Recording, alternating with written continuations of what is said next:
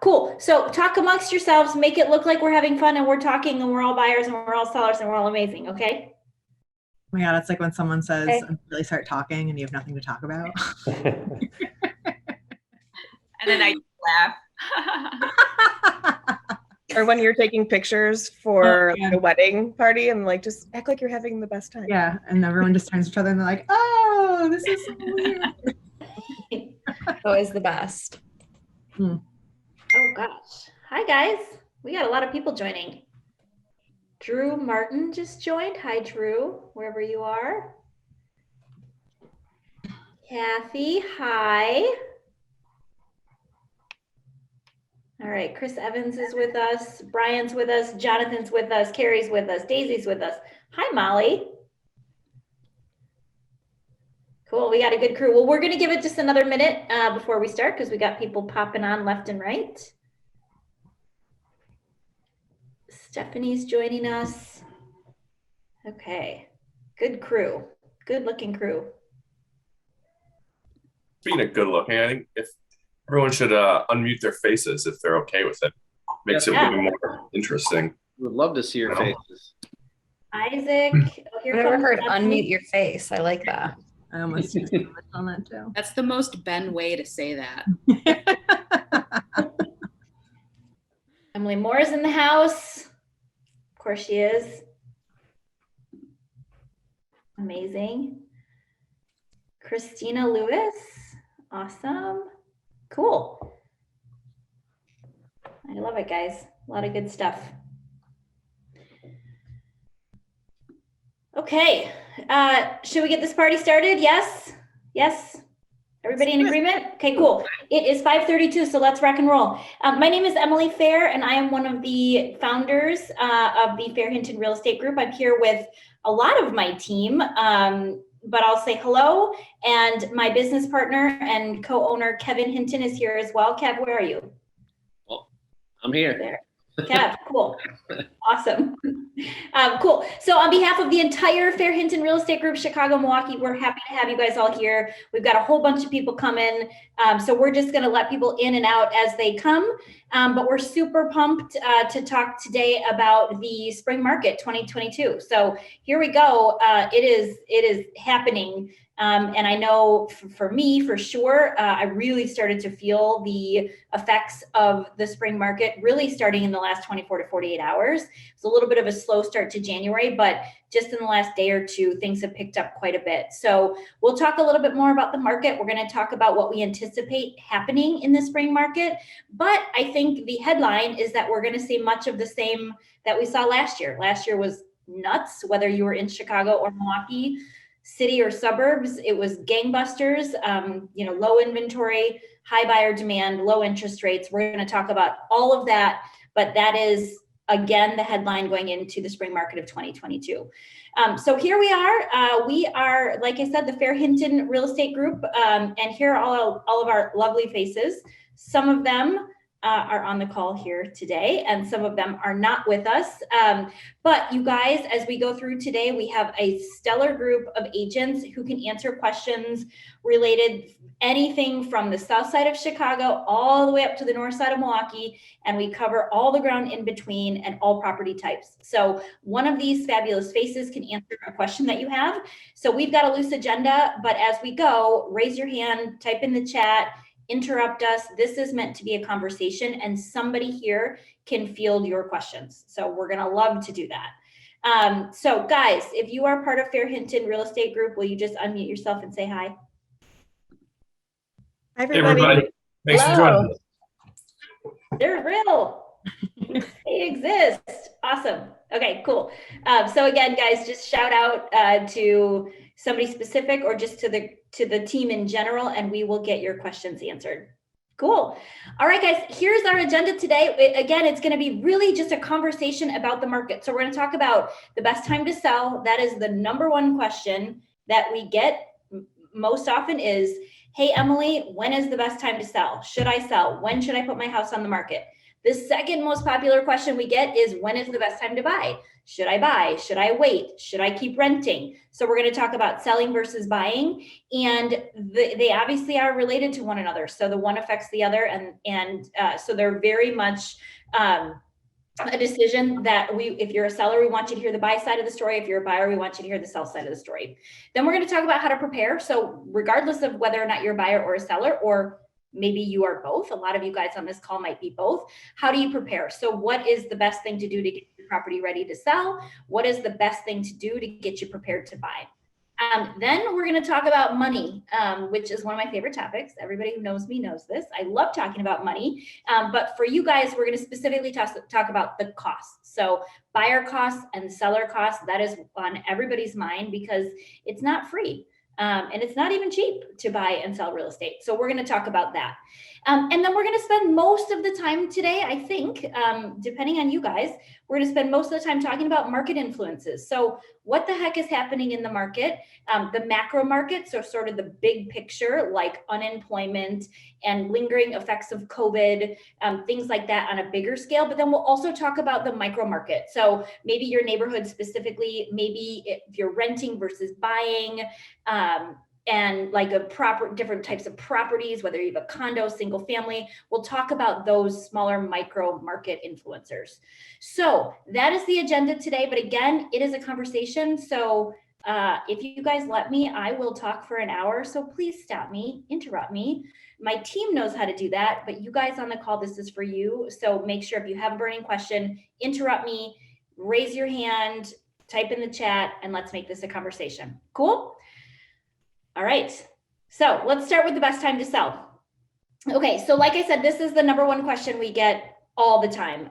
So I'm going to punt this question to a couple of different people on the call who are the most fluent in working with sellers and listings. So Ben Klein in Chicago and Kevin Hinton in Chicago both work with a ton of sellers. They work with buyers too, but tons of sellers. And specifically, Ben has worked with countless sellers over the last 24 months or so in getting them prepped and ready to sell. So Ben, what's your take on this question? When do you think is the best time to sell? That's a good question. It really depends on a host of factors. I'm a numbers nerd, so looking at stats is one of my favorite things to do. So there's always a case to be made for why now is a good time to sell, and there's always a case to be made for why now is a bad time to sell, right? So when you average those out, it really depends on your motivation. And the key that I found for getting properties sold in any time of year is to make sure that you're going about it intelligently and paying attention to what has recently sold, what's currently listed, what the market trends are saying is likely to happen, and then building a plan based around that, but also building the plan based around the goals that the seller has, right? Some people want to sell for top dollar and they're willing to take their time and just, it's okay if it's on the market for 6 months. If you've got a buy side lined up on the other end of this, that changes things somewhat. So understanding motivation and where your flexibility lies is really important to answering that question. It's very individual. Yep. Right? Yeah, totally. I mean, I think that's totally right, Ben, that there's not like a one size fits all answer to that question. Kev, would you agree and or anything to add? When's the best time? Yeah, well, I mean, I think Ben's point that everybody is in their own unique situation and there's different motivations, right? Clearly, if you have a purchase that is contingent on a sale, that's completely different than if you have an investment property that you're looking to just maximize your sale price, right? So there's all different variables. The good thing is that we're in two major metropolitan markets where places sell year round. Okay, in other parts of the country, specifically where you get more rural and things like that, there's a small selling season, right? In big markets, there's people always coming in and out of Chicago, in and out of Milwaukee. So that's a good thing. So you have more options. Okay, you're not as pigeonholed to an exact time of year. But if you want to kind of dive into it, there's definitely a difference between the city market and the suburbs a little bit more. Suburbs tend to be more school district driven often. Okay, a lot of times when we have a seller in Chicago versus a seller in, something like Glen Ellen or something like that in the suburbs of Chicagoland. A lot of times the buyer of that house is sensitive to the start of the next school year. So that is where you see more, a higher percentage of the sales happen in a spring market where kids can finish their school year in their current school district and potentially be closed by August or so and be in their new school district, right? So suburbs are more school district driven versus a high rise in River North or a condo on Brady Street, Milwaukee, and things like that, where it's not really a school district purchase, most likely. So that is where you can get a little bit more into the timing, if you think schools are a factor in what your buyer's looking for. Yeah, totally. So, okay, now that being said, obviously Ben and Kevin both made the point that, depends on the specific situation, but I will say that over years of selling real estate, historically, the majority of properties are sold in like late Q1 through early Q3. That's when the majority, so call it, February to, we'll even say June, that's when the majority of the properties are sold. Then there's a little bit of a lull in like the July, August time. And then we have a really nice fall market. So I think if you're on this call, you're probably thinking about selling at some point in spring market. So I would say get yourself on the market probably in February or March is right about kind of the right timing to hit peak buyer demand. So for you guys on the team that work with buyers, when do you experience the heaviest buyer pool out there looking for properties? Because that'll help dictate when a seller should go on the market. Like Allie, you've been doing this forever. So tell us, like, when do you have an abundance of buyers? I would say the spring market, you will definitely see a lot more buyers, but this also equals a lot more competition too. So you have to kind of think about that. You have to determine, just like what Ben said, to echo what Ben said, you have to determine your individual motivation. And so does that mean, are you on a specific timeline because of your lease ending? Or are you on a specific timeline because you're living with your parents and you need to get out? You kind of have to think about that. But yes, we do see a lot more inventory in the spring, but that does bring with it a lot more competition. I do find that some of my buyers are a little bit more motivated to buy in the fall and the winter because they think maybe there's less competition, but there's also maybe less inventory. So it kind of goes back and forth a little bit. And I think actually we just had a conversation, my client and I, Stephanie's on the call now, when we had that conversation today. She's kind of determining if she's ready to jump on this property, but her lease doesn't end until August. So we kind of talked a little bit about, hey, does this property excite you? Does it check all your boxes? You may want to jump on this now to avoid that competition, rather than waiting until maybe another one comes along that you like just as much, but you may be in a competitive situation. So. Right, for sure. Pros and cons, no matter what side of it you're on, for sure. Okay, so let me pose this question to you guys in a different way. Is there a bad time to sell? And if so, when is it? Kev, I see your wheels spinning. I mean, if you were picking, right? If you were picking, you probably wouldn't list a property between Thanksgiving and Christmas and Hanukkah, kind of that holiday season. If you were picking and you had a crystal ball, you probably wouldn't go on the market December 15th, right? That's just not a time that makes that much sense. When we have sellers that kind of get in that boat, if they have the flexibility, would try to get into the new year. And kind of the point that you just said, Em, you get a couple weeks into January, we all kind of have that New Year's hangover where you're like, oh man, you're back in the office and you're trying to get your act together. The second week of January is quite a bit busier than that first week. So if someone was truly indifferent, there would be times like that you wouldn't pick. You wouldn't pick the week of 4th of July, things like that. Those are kind of obvious to most people. But the one thing that we get a lot is our team, right, between Chicago and Milwaukee, right? I mean, we did 330 transactions last year, right? So in a way, we're a microcosm of the market. And what our team sees is really indicative of what's happening in the market. And a lot of people are really surprised to see that statistically for us, January and February is much busier than July and August. Yes. Much, much busier. And I think that's got to do with the fact that you at that point, you are done with your spring buyers. They have found homes, in March and April and May and things like that.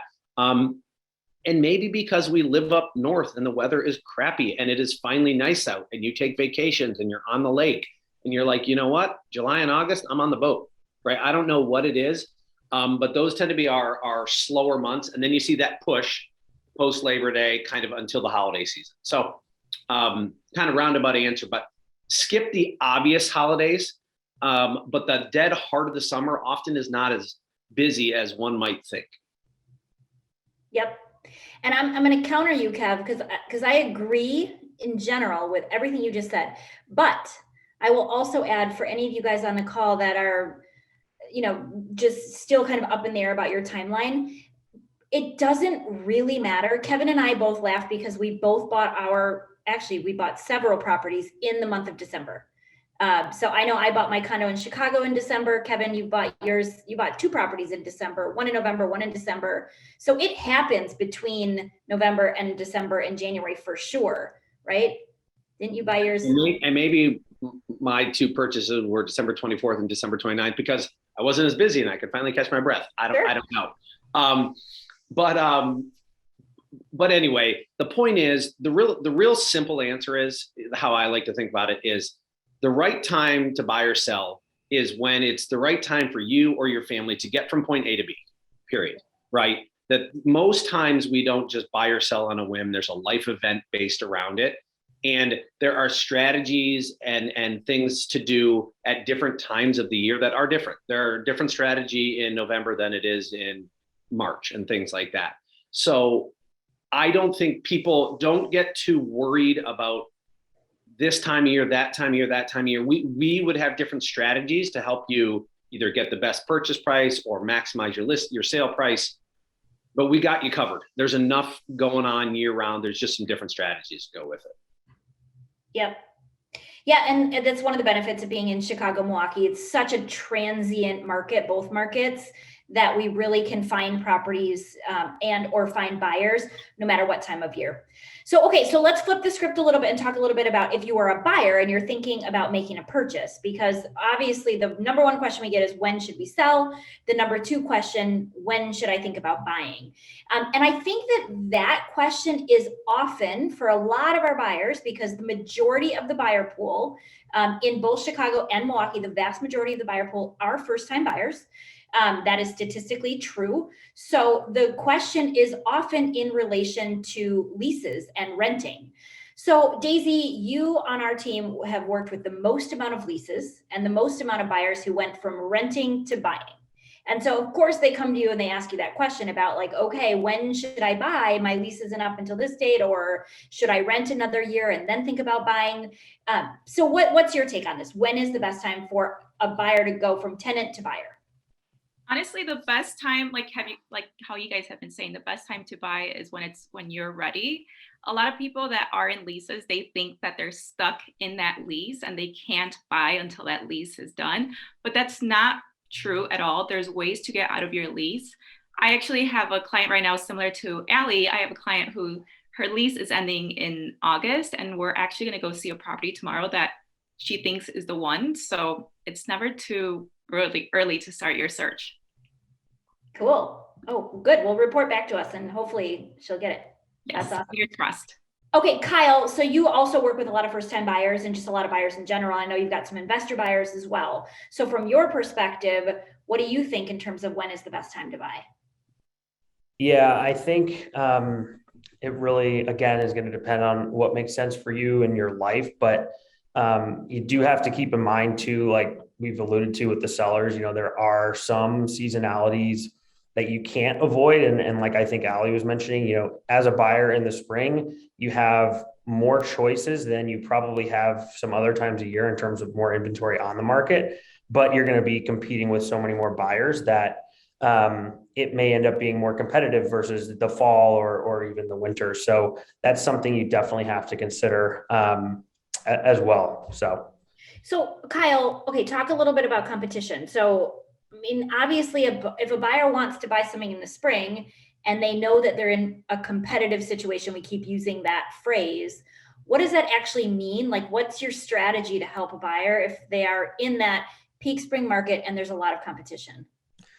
Yeah, that's a good question. So when we say competitive situation, we usually mean, you want to buy a property that potentially one other or several other people want to buy at the same time. And so when you hear about multiple offer situations, that's really what I'm talking about. And you probably heard a lot about this in the last year or two in the news, because the market has been pretty hot most places. And you've heard a lot about multiple offer situations. So there's a few ways to, navigate that. And that's why it's really important to work with, an agent who's experienced and a team who knows the market and knows kind of the trends, because it's not all about price. One of the things that people think when they make an offer is that the best price is always going to win. And that's definitely not the case. There's a lot of other terms that you can put into the offer and a lot of other negotiation strategies that can help you win an offer, even if you come in lower on price. Like one example would be, if you're able to close on the place in maybe 30 days or less even.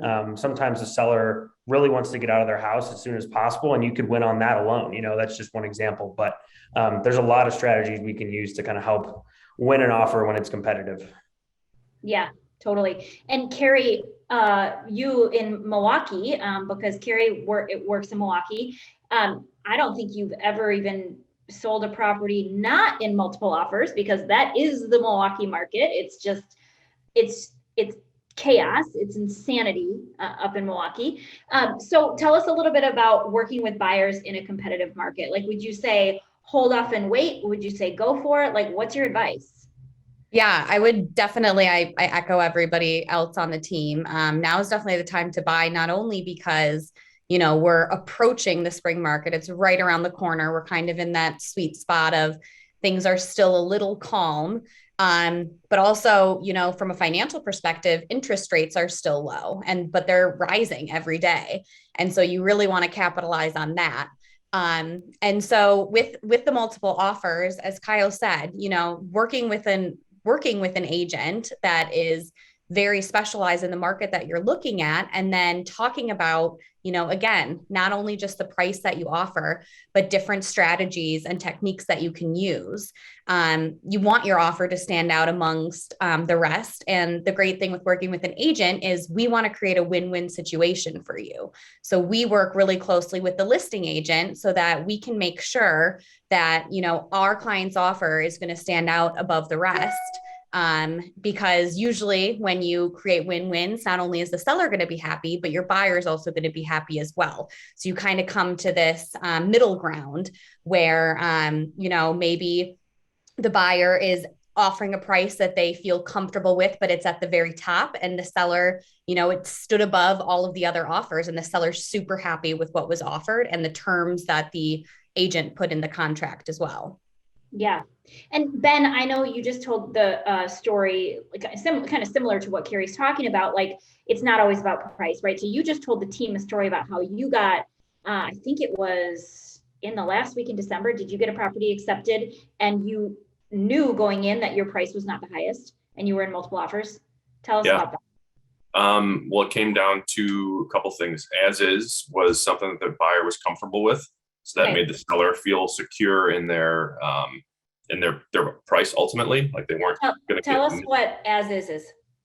So the buyer reserved the right to do an inspection, and they did. And since it was a condo, there's only so much that can go wrong between the four walls and the ceiling and the floor. You know what I mean?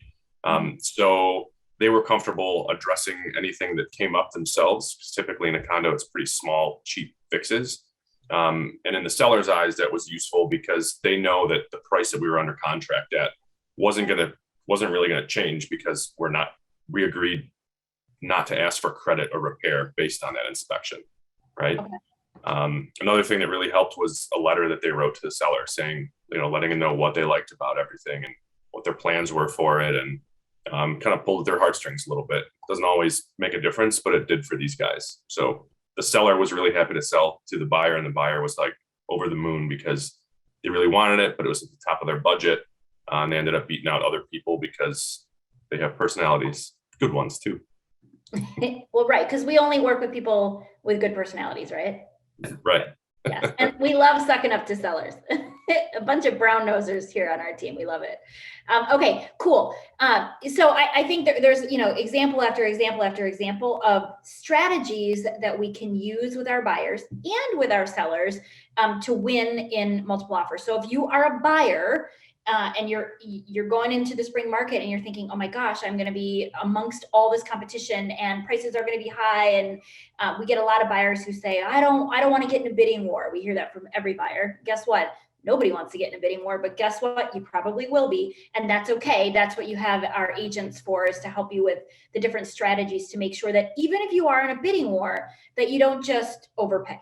There's a lot more to it. There's lots that we can do to make sure that you are getting a property at fair market value and something that feels really good and feels like a win for you.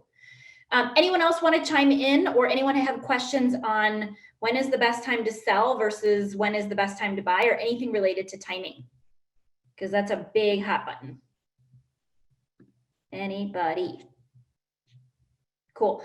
We'll keep moving, but you guys, if you have any other questions, or if you have a question specific to your timeline, so for example, if you do have a lease that you're working with, or you have a tenant that you want to get out of your unit before you put it on the market, throw a specific question into the chat, or we're going to save time at the end for Q&A for sure. Or you can obviously reach out to us directly. Okay, cool. Well, let's keep moving. So what do we do to prepare? So whether you're on the sell side or the buy side, there's lots that you need to do to get prepped and ready to get to the point where you're either on the market and listed and sold, or where you're under contract on your new condo or your new house. So let's start talking about the sell side. Let's talk sellers first. What do we need to do? What does a seller need to do to prepare? So I'll start with breaking it down even more. How far in advance do you think a seller should start to get their house or their condo prepped and ready for market? Kev, you want to take this one? Yeah, I'll take that one. Well, the short answer is sooner than they think most times, because there's a lot that potentially could go on there, right? And there's nothing wrong with being prepared ahead of time and you were ready in advance. So, for example, right, a seller first, a little bit different than a buyer. We're going to talk about how the buyer's, number one thing might have more to do with finances and things like that. The seller already owns their home, right? So the seller's really first piece of homework is to identify their agent, because that's going to start the whole train in motion. Okay. So that would be really the first thing that a seller wants to do. Hopefully you pick one of us, but whatever it is, you interview some agents and you lock in on that. And then you dive into a strategy that might take 3 to 4 to 5 to 6 months before you go on the market. Right. And that's going to be everything from identifying, starting to think about value, right? What is my house going to sell for approximately, keeping your eye on your competition, like Ben said, what is on the market at the time, or watch as things come out, and then start to think about, well, what do I need to do to maximize my sale price is right. Sellers typically want two things. They want to maximize their sale price with the least amount of headache. That's what we're trying to accomplish, right? Make it as smooth as possible and maximize your sale price. But then every house is different, and every seller has different wants and needs, and frankly, less money to play with or more money to play with, right? So in a perfect world, if we were writing the script, right, every house that we sold would have relatively perfect floors and been painted relatively head to toe. Now, why is that? Because those are two big pain points for buyers. Those are things that they don't want to do after the fact. And they would much rather pay a little bit more than have to come the $10,000 out of pocket, meaning finance a little bit more money. $10,000 finance might be $30 a month, right? But if you close and then the buyer has to do the floors and paint the whole thing, they might be $10,000 to $15,000 out of pocket, right? So buyers want to as move-in ready as possible. So if we were working in a perfect world, every seller has got floors in really good shape. It is painted from head to toe, and it's staged nicely. Okay. And that could mean with getting your furniture, removing pieces, adding pieces, decluttering, or if it's vacant, getting actually physically staged, working with one of our stagers. So those are like the three ideal scenarios that we would want every seller to kind of start to consider. The whole other conversation of, do I update bathrooms? Do I update kitchens? Things like that. That's a bigger, broader conversation, much more expensive than the first couple. But anyway, this is kind of how the conversation starts and says, okay, here's what your competition is. This is what their kitchen looks like. This is what their floors, all the stuff. And what can you do, Mr. Seller or Mrs. Seller, to compete as much as possible? And everybody's got a different answer, okay? If somebody's got 4 kids, works from home, and they don't have a lot of spare cash, they're not painting it from head to toe and doing the floors. That's just the reality. And then we want to work from there. Yep. So long-winded answer, but you can see why that takes longer than, hey, I want to go on the market March 1st and I should start talking to my agent February 1, right? We've all heard about supply chain and these contractor busies and supplies are delayed. Everything takes longer. So you got to get ahead of it. Yep, for sure. Now, Mackenzie on our team is our listing support agent, and she's like boots on the ground. She is like the most amazing listing prep specialist ever. But Mackenzie is so good at coming into a property and helping the seller get the physical property prepped and ready to go. So Mac, like, she also has worked on 100 listings over the last year and a half. So Mac, tell us a little bit about like if you could like make a list of what most of our sellers are doing to the physical property to get it prepped and ready, because you're helping with that. What are those, 1, 2, 3, 4, 5 things that most sellers are doing to get ready? Yeah, kind of like what Kevin mentioned. We're always going to recommend painting and floors if they need it. So painting's probably the most recommended thing. It really does completely like change a space. And if you're going to do one thing, we're going to recommend painting.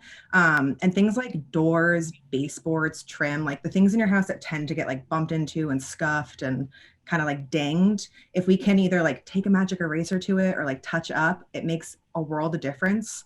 And then what I'm also doing is when I'm physically walking through a space with sellers, I'm kind of, giving my professional opinion on what I think should be tackled before we list. But we're also kind of just getting a view of the space before we take photos.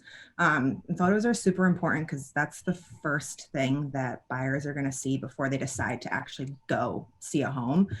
So organizing and cleaning are like the biggest thing on my list when I walk through a space. I want to make sure, obviously, that the space is clean and it looks nice, but decluttering is super, super important. When you're selling a house, it's a great time to just get rid of stuff, like Marie Kondo it, keep, yes, cost, donate. But we're also trying to declutter. I think Kevin says like the rule is like 2/3. Like if you have a bookshelf, take 2/3 of the stuff off of it. And it's to make the space look pretty, but we also want to make sure buyers are focusing on the space itself and not the stuff in the space.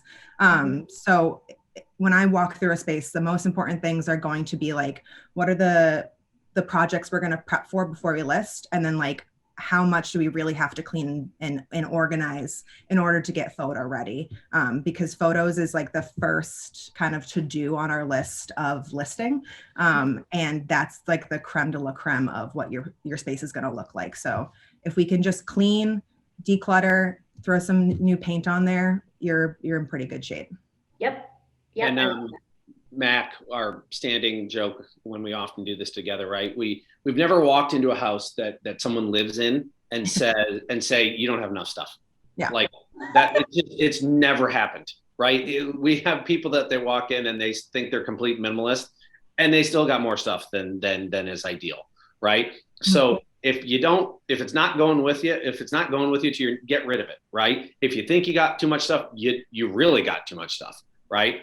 So, pare that down. And then the other thing that Mackenzie's really good at is to actually, ask the seller, but kind of go through it with a kind of fine tooth comb, is anything that's broken. Yeah. Okay? Because a buyer will triple the cost in their mind of what it actually costs to fix it. Okay. We want to deliver a property. If you said, hey, I've got $3,000 to spend, I can either paint or I can fix these 3 things or 4 things that are actually broken. You need to take care of the deferred maintenance, and sometimes it's little stuff. It's like running toilets. It's like lack of caulking, where a buyer's like, oh my gosh, it's $300 to fix my running toilet, which it probably is, because every time a plumber comes to your house, it's $250, right? So you want to tackle the things that will cost you way less than the buyer will ask for in a credit, right? And then bigger things like, hey, you've got that kind of naggy leak in your roof, right? You have to address that because it might cost you $1,500 to fix it, and a buyer's going to want $20,000 for a new roof. So really kind of working backwards, it would be addressing things that we truly know are broken or are not working that are going to show up in inspection. That actually might be the first thing we might tackle, and then kind of get into the floors and painting. Yeah, so I think it's important to, I know it's kind of daunting when you're selling your house. The last thing you really want to do is put a bunch of money into it right away. But if you are able to tackle some of those smaller things or even like the bigger things, just get ahead of it. Not only are you going to net more because during the inspection, we're not going to have buyers asking for a laundry list of things. It's just going to cause so much less headaches. You know, everything's taken care of. We know it looks as great as it can. It's going to show beautifully. It's just going to be so much more stress-free throughout the whole process if we can tackle as much in the beginning rather than throughout. Yep. That's for sure. Because you know what really hurts your final sales price is going on the going under contract once, having the deal fall apart, and then going back on the market and having to explain that story. Yeah. And buyers know you're a vulnerable seller at that point. If we can avoid those types of things, those are the things that really end up netting you the most. Yep, absolutely. And Kev, I was going to use an example that Carrie and I had just recently where we had a buyer, Jess and Mario, who went under contract on a fabulous house in Milwaukee. And it had a brand new kitchen, brand new bathrooms. It was gorgeous. It was staged perfectly. But there were a couple of very minor issues that came up in the inspection report. And the buyer killed the deal because they thought, well, if there's these little maintenance issues with the roof and there was a tiny maintenance issue with the furnace, what else is the seller hiding? What is behind this fabulous brand new kitchen? Maybe it's not as high quality as I think it is. And so they killed the deal. So before you do the brand new kitchen, tackle the little maintenance items and then do the brand new kitchen. So buyers see red flags everywhere. They're looking for red flags. They hire an inspector to find red flags. So just be careful about over improving aesthetically and under improving the quality of the physical property itself. Cool. Let's keep talking about buyers. So how do buyers get prepped and ready to make a purchase? So let's talk a little bit. I mean, I think the pre-approval process is probably the first thing, but Allie, you've worked with a ton of buyers and getting them prepped and ready for market. So what do you do with buyers first? Yeah, and I know you guys both just touched on this, and it for good reason, because it is the most important thing. You can't buy a property without money. So you do need to talk with a lender. That is going to be the driving force. You need to determine your budget. It's important to get that conversation started as early as you can. There have been quite a few instances where there may be some things with credit that you need to get cleared up. So getting ahead of that, even if you don't think you're going to be buying for a few months, talking with a lender early, and maybe often too, if you need to, they can kind of help you get prepared, create a timeline, create a game plan, basically, if you need to get things cleared up. They're going to take some information from you and, like I said, determine your budget. Another thing would be honing in on the area. I've worked with lots of buyers and I love them, but I have run around the city because there are awesome properties in every part of the city. You kind of run the risk of running all over the place when you don't necessarily have a specific area that you'd like to buy. So I would recommend that, kind of honing in on areas, exploring areas that you are interested in, that you like the properties there, that you feel like you can live and have a good balanced work balance life there. So I would say that would be a good thing to get started. Aside from that, meeting with an agent, and they can kind of help you with the entire process. I have a few clients on here too, and they know that getting to know the actual process of buying before you get out there is going to make the process a lot smoother once you actually find the property. So meeting with an agent and kind of getting the groundwork laid about how the process goes is going to be super important too. I'll stop there because I feel like we have a lot of other agents here that have a lot of other good prep tactics. So those would be mine. Totally. Well, thanks, Al. Okay, Daisy, yeah, so you work with so many buyers. So once you get them pre-approved and you've kind of honed in on location, neighborhood, then what? Then it's time to go out and start looking. But what I was going to say to Allie's point is that finding the best realtor for you is what's going to be a game changer, because they're the ones that are going to be able to help you deciding on what your monthly payment should be, the lender too. Or if you're undecided on neighborhood, your realtor can tell you like what neighborhood might be the best fit for you based on your lifestyle. And it's kind of like dating. You have to like go and find like the perfect realtor for you. But once you are pre-approved and you're good to go, then it's time. That's when the fun begins, and you get to check out tons of places. Hopefully not too many, and you're not driving your realtor too crazy. But that's the fun part. And the goal is to find your perfect home where you can see yourself living for tons of years. Yep. Awesome. Cool. Okay, Kyle, anything else you want to add about getting prepped and ready if you're a buyer? I would mostly add that the money really drives everything. So like the lender conversation is just, I can't emphasize it enough.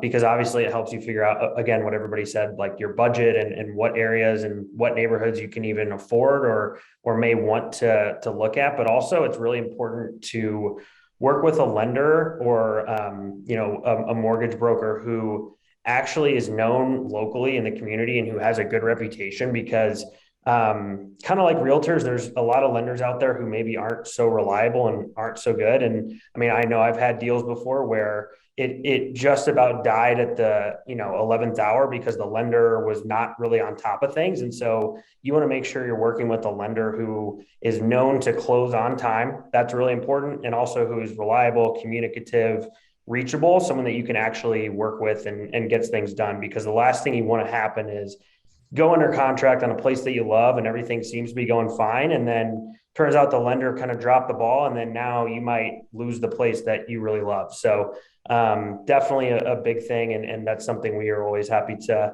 recommend as well. Any good realtor, any good real estate team is going to have really good local lender resources to recommend. Totally. So Kyle's got a really, really interesting one that I don't think you'll mind me sharing, but so Kyle had a client that, that was working with not one of our preferred lenders, and they were 40 days into the process and they were about ready to close. They're about 10 days out. And the buyer's working with a big bank, and a big bank won't work with somebody that works in the cannabis industry. And couldn't deal, or that particular bank wouldn't do it. So how in the world they got that far into the process without actually looking at the job title, just looked at 1099s and W2s and employment, but didn't actually look at the title? Non-starter, couldn't do a thing. It's a rule within that bank, right? Which was crazy to me that was the case. However, we had a different lender that's based out of Denver, and of course they love cannabis out there, and it was no problem. And it got it closed in 9 days. Actually, turned around in 9. So there's an example of, don't know how a lender lets that happen. And thank goodness when you do have a lender that can kind of pull some strings and get things done, completely save the deal. But that was probably the more interesting one that I've heard in the last year or two. Wow. Yeah. Well, we've got good lenders in the Milwaukee market, and we've got good lenders in the Chicago market, but Kyle is spot on, and Kev too, that like really having somebody who's super local matters. So it's not good enough to say, oh yeah, I've got somebody over at Bank of America or somebody over at Chase. That's fine. That's a fine place to start. But once you start to get really serious, it's good to have somebody who's hyper local. So if you're in Chicago, it's good to have a guaranteed rate, a proper rate, a Summit funding, a Fairway mortgage. If you're in Wisconsin, in the Milwaukee market, it's good to have, Educators Credit Union. It's good to have Fairway mortgage, Summit funding, etc. But we'll point you in the right direction for your specific location.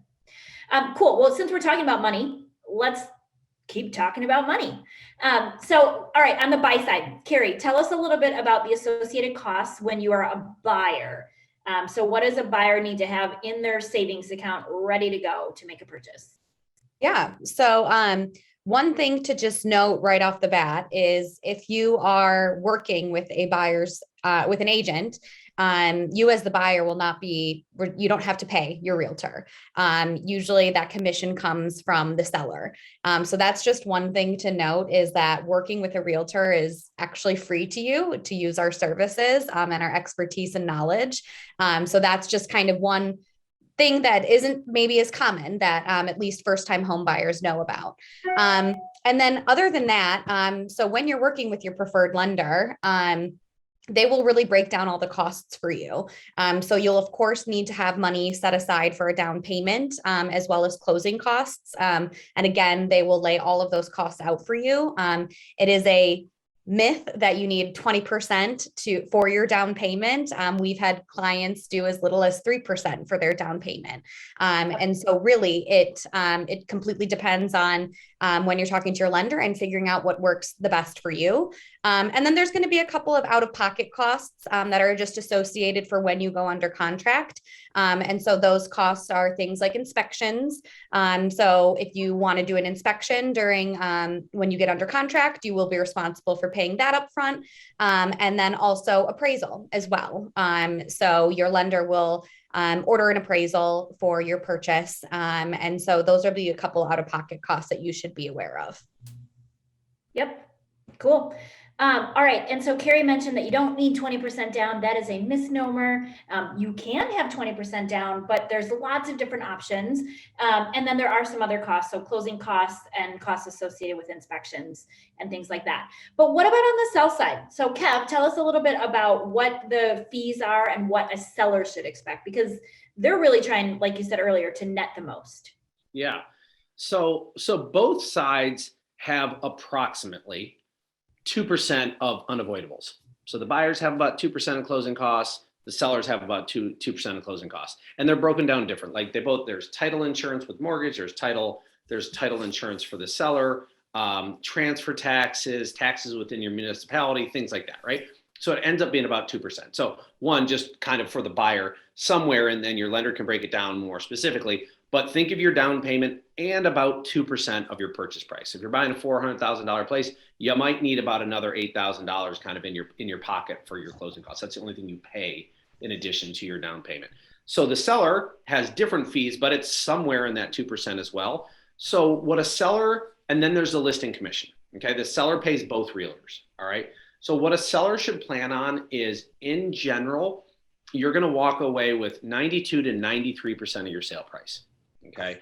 Allie could be smiling back there. We had a very lovable seller that we thought we did a very good job talking about it, but she forgot that she also has to pay off her mortgage. So she was a little bummed out when we said, hey, you get 93% of your sale price.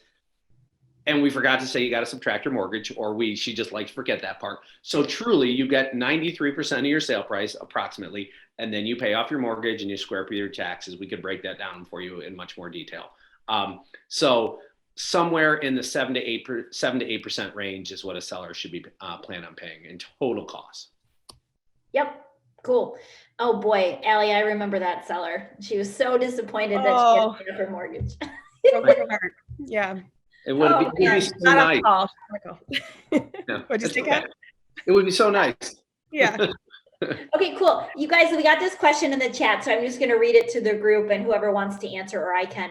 If our pre-approval expires in early February and we haven't found a house yet, should we get pre-approved, or do we wait for it to expire before we redo it?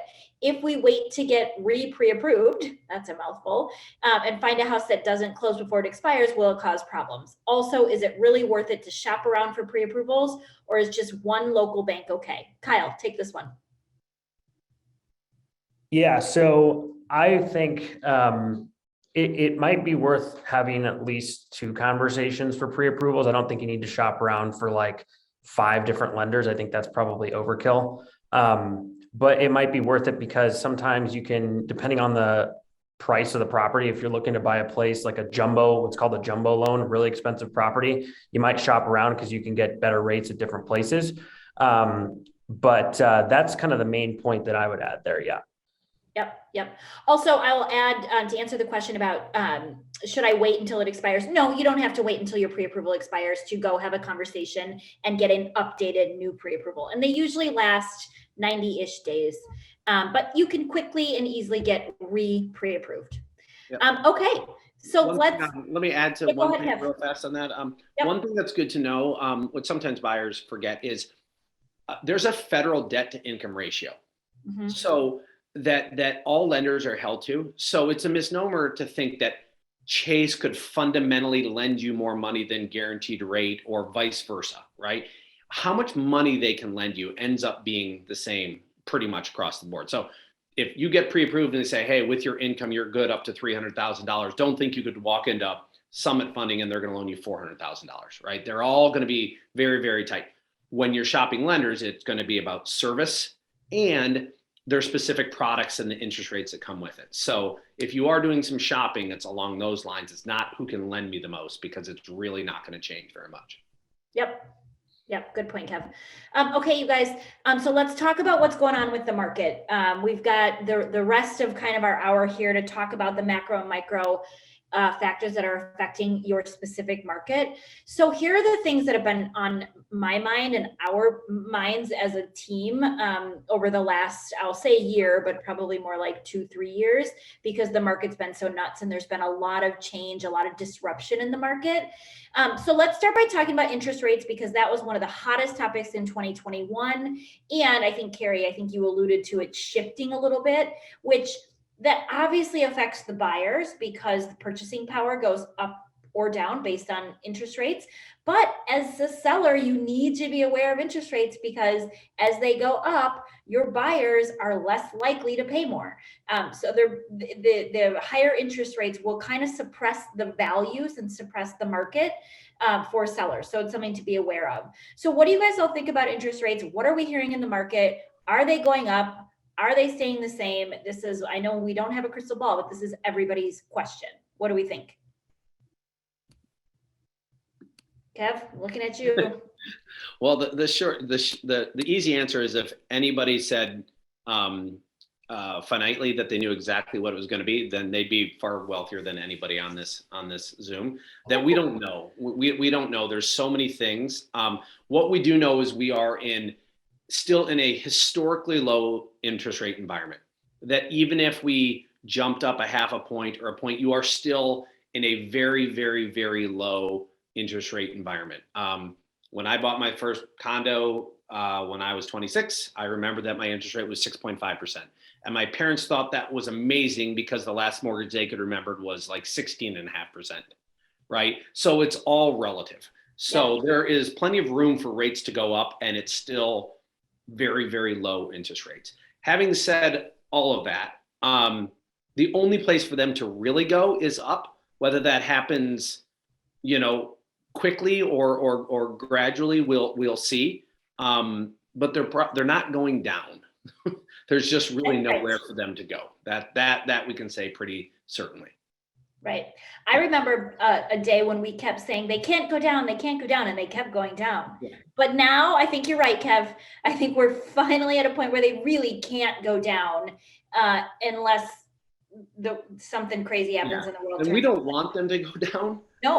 Right. In a way, what makes interest rates go down? Really high unemployment, things like pandemics that last too many years, things like that. Hopefully we're at least on the back nine. We'll see. Yeah. So interest rates sound great, but it's not wonderful. It means that the economy is struggling a little bit, and the Fed has to do things to encourage borrowing and keep the economy moving. So why will interest rates probably not go down much more or have the potential to go up? And it's Emily's next bullet point is unemployment is very low now. It's back to really, really, really low numbers. At the start of the pandemic, it got higher, right? I think it spiked up to about 10% or so. So the economic factors are good. Yeah. So that's why don't expect, interest rates to go down considerably, and they probably will start to nudge up. But also why buyers shouldn't be overly worried about bubbles and things like that, because the economy is healthy and unemployment is low. So anyway, long-winded answer, but. Yeah, and let me take that comment that you made that we don't want interest rates to go down too much to the next level in terms of how it affects us and our jobs, because Carrie, you in Milwaukee experience when we have low interest rates, we have super high demand, which creates just a frenzy of activity in a low inventory market. So talk about inventory issues because they're affected by interest rates and lots of other things as well. But this is one of the results of low interest rates is low inventory, high demand. Yeah. Yeah. I mean, a lot of people, I think it's also kind of something that came from the pandemic is people are staying in their houses. They're really either they're updating it or they're just deciding to stay because we're getting into this work from home culture. And so that just means that there's less inventory for our buyers. And there are so many ready, willing, and able buyers out there that are ready to go as soon as they see a home that fits their description. And so with the low inventory, that just means that it's even more competitive. And that's a big reason why we're telling our buyers now is the time to buy, because as soon as a little bit more inventory comes out, well, all of the buyers are going to come out and come after that. And then that's when you're going to get in your multiple offer situation. And like Emily said, it's kind of inevitable that you're going to be in a multiple offer situation because of the low inventory. And that's just how it is and how it's been. But that's, again, why you want to work with a realtor and talk about strategies and ways that you can make your offer super strong. Yep, totally. Okay, so let's talk a little bit about COVID because I know that it's still in our lives, right? And it's affecting us on a day-to-day basis. So Daisy, can you tell us a little bit about how COVID is affecting like showings and market activity? Does it matter? Are we still doing like typical showings or what's happening with that? I'm so glad you asked me because I actually was waiting for clients to come back into town. They were in Rio for the holidays, and we had it planned that we were going to meet this week to get the ball rolling on their search. They're looking into a multi-unit investment property, and he got COVID and is stranded in Rio. Oh, geez. For isolation. So yes, it's spreading like crazy. So sometimes we have to put a pause on our search, but hopefully things will start to smooth out in the future and everything will go back to normal. But yes, COVID is still out there and it kind of puts a damper on our showings and people's timeline, but hopefully we'll go back to normal soon. Yeah, gosh, I couldn't agree with the hopefully part more. Okay. But in the meantime, we've got strategies that we can use. So in your case of your client who's stuck in Rio, which I've been there, that kind of sounds like I would love to be stuck on Copacabana Beach. Not a bad place to be stuck. But if clients still want to see properties, how can we do it? You guys are out there in the field. Are you doing FaceTimes? Are you doing video tours? What are you doing? Because clearly properties are still selling despite the fact that we got people quarantining. So how are we doing this? Mac, Allie, what are we doing? I can speak from both sides of listing and working with buyers. Showings are still happening. Thankfully, we're doing them in person at the beginning of this whole COVID nightmare. They were very much virtual. That's, I think, one thing that's really wonderful that's coming out of this is technology is a thing and we can use it to our advantage. So like Zoom meetings, FaceTime showings, virtual tours. Like the photos and like virtual tours we can put onto the MLS really help. But I'm happy to like hop into a listing and FaceTime someone or take a quick video to be able to send to another agent. So it's still happening. We mask up, some hand sanitizer on you and you go check out properties. Yep. Cool. So it's still happening. So on the sell side and the buy side. So cool. Thanks, Matt, for that. All right, guys, any other questions about the micro market influences? If you have anything, throw it in the chat, unmute yourself, chime in, and I'll flip over to the micro. So let's talk a little bit about neighborhood specific, things like neighborhood inventory, the difference between like River North versus Lakeview versus Wauwatosa. We can talk through that, rent prices, things like that. So I want to start actually with rent prices because this has been a hot topic. You guys know that rent prices are going through the roof, right? So Daisy, since you have worked with the most renters, I think our team worked with 100 different rental properties in 2021, and you had your hands on lots of those. So tell us a little bit about what we're seeing with rent prices and that trend, because that affects the buyer and the seller pool. Yes, rent prices are definitely going up, just like everything else. I think everything has gone up in price by 15%. So same thing with rent prices. And what renters sometimes don't realize is that with the rental rate that you have, you're paying your landlord's mortgage pretty much. So that's something to consider, especially if you're going to be a long-term person that's going to live in Chicago or Milwaukee for more than 3-4 years. Then definitely start looking into possibly buying if you're going to be a long-term resident, because you're already paying your landlord's mortgage. So why not start building your own equity and wealth and become a homeowner? Yep. Yeah, absolutely. Kyle, I know you work with a lot of buyers that are stuck in a rent or currently renting and thinking about making that transition from paying their landlord's mortgage to paying their own mortgage. So what's your 2 cents on rent prices and renting in general? Yeah, I mean, it's crazy because like Daisy was saying, is I think rent in Chicago, I forgot what the exact number is, but it's like 17 or 19 or something percent that it's gone up in the last 12 months. So, and there's really not much out there on the market. So it's kind of like, people who last year tried to buy, maybe they couldn't buy because they got priced out or they lost out on a lot of offers. They went and they rented for another year. Now they're seeing that rent is going up so much that they're entering the buying market again. So it's really just become less and less tenable to rent really when it's going up so high.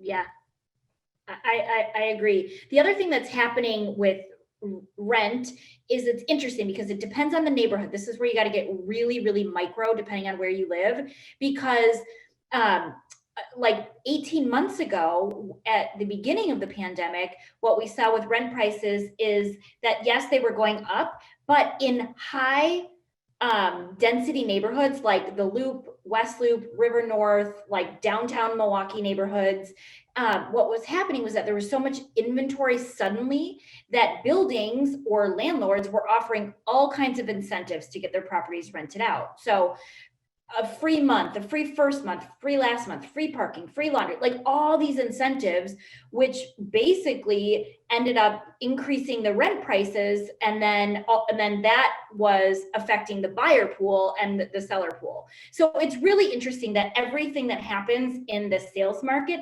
starts with the renters, because they're the ones that move through the property ladder, right? So you go from renting and then you buy and then you sell and then you upgrade. So we got to be really focused on what's going on in the rental market. But let's talk about the difference between neighborhoods. So what if you were in a high density neighborhood, let's call it River North, versus a lower density neighborhood like Lincoln Park, for example?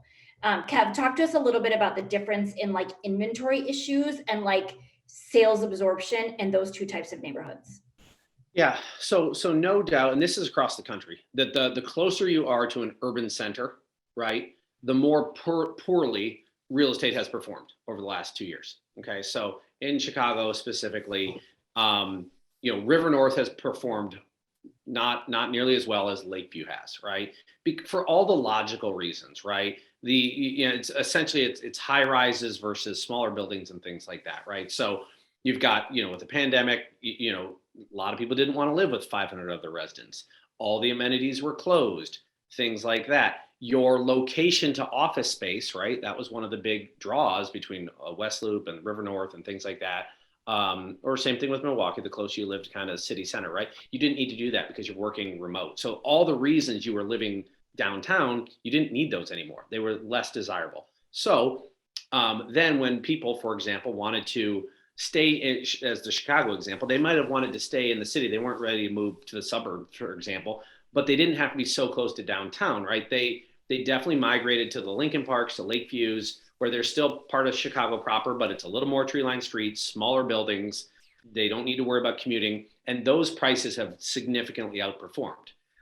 Now, when we're looking at the downtown market, both of, if you say South Loop, River North, West Loop, the number of sales are starting to come back at a much better clip, but there's a lot of inventory to work through. Okay.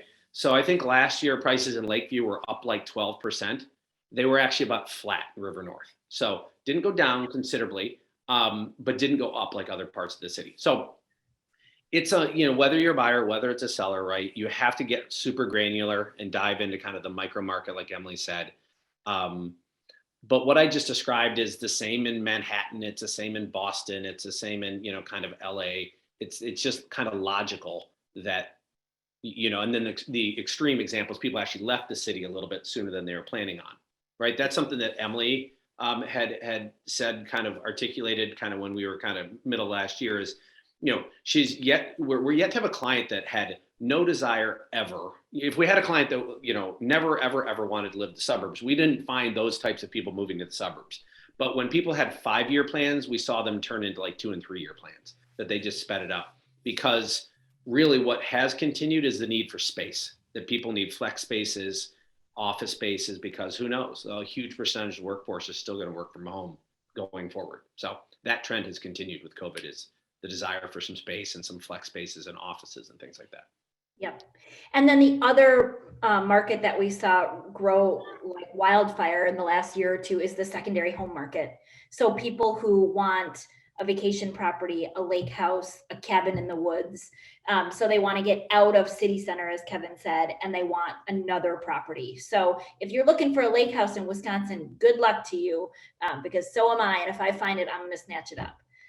No, I'm just kidding. I'll help you find it. But it is such a tight market because everybody who had any sort of extra income or was sitting on a pile of cash, they wanted to use it for more space and more. They were able to work from home or work remote from wherever. So why not take advantage?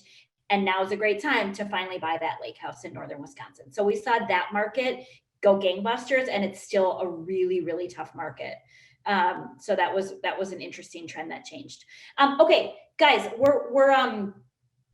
we're coming up on the end here, but I just want to put all of my agent friends on the spot here, and we'll wrap it up. But also we'll save some time here for Q&A. So here's my question to all of my agents: what is your headline for the spring market of 2022? If you had one sentence or one phrase for 2022 spring market, what would it be?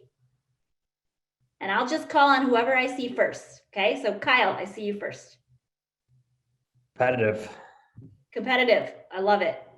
I'm going to say don't sleep. Don't sleep on the spring market. Good, Allie. Don't sleep. Cool. Yeah, I would say buckle in and get ready. Buckle in, get ready. Yeah. She's going to have a good year. Kev, what do you got? Here we go again. Yes. Here we go again is the good one. Yeah, repeat of last year. Carrie, what do you got for us?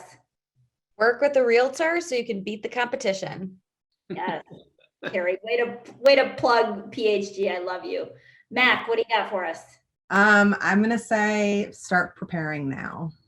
Start preparing now. I love it. Cool. All right, you guys. Well, that's what we've got. Feel free. We'll stick around here, but chime in, unmute yourselves, chat, send in your questions, whatever you got. We'll stick around. And if that's it and you guys are satisfied, then thank you so much for joining us. On behalf of PhD, we're so happy to have you. And you guys, if you need any more information, you can reach out to us at info@Phair-Hinton.com. If you send an email in, I will make sure that it gets forwarded to the correct person on the team. If you have a specific question or just a general question, one of us will get back to you. So we will stick around, guys. Bring up your questions. We are here for you. All right, we got some stuff in the chat. What do we got? Oh, Kathy, thank you, Kathy. I think you popped off. Yeah, I hope we answered your question. I know it was kind of a big question, but we can definitely take your question offline, and I'd be happy to talk with you specifically, or I know Carrie's got your back as well. Anybody else?